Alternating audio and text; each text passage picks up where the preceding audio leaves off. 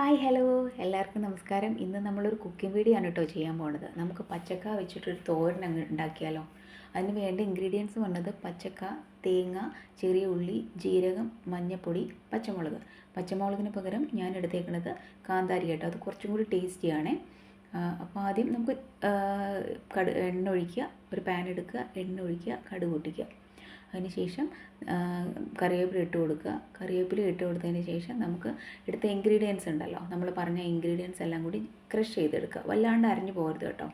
Crush ചെയ്തെടുത്ത് അതിലേക്ക് ആവശ്യത്തിന് വെള്ളം ഒഴിച്ചു കൊടുക്കുക.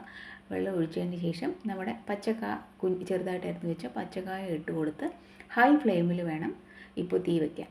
ഹൈ ഫ്ലെയിമിൽ ഇട്ട് കൊടുത്ത് നമ്മളൊരു തിള വരുന്നവരെ ഹൈ ഫ്ലെയിമിൽ ഇട്ട് കൊടുക്കുക. തിള വന്നതിന് ശേഷം നമ്മൾ ലോ ഫ്ലെയിമിലേക്ക് മാറ്റി 10 മിനിറ്റ് കുക്ക് ചെയ്യണം.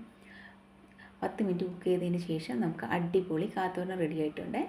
ഇപ്പോൾ ഇതിൽ നോക്കുമ്പോൾ മഞ്ഞ കളർ കാണുന്നില്ല, മഞ്ഞൾപ്പൊടി കുറവായിട്ടാണ് തോന്നുന്നു, പക്ഷേ മഞ്ഞൾപ്പൊടി ഉണ്ട് കേട്ടോ. ക്യാമറയുടെ അപാകതയാണെന്ന് തോന്നുന്നു. അപ്പോൾ നിങ്ങളൊന്ന് ട്രൈ ചെയ്ത് നോക്കണേ.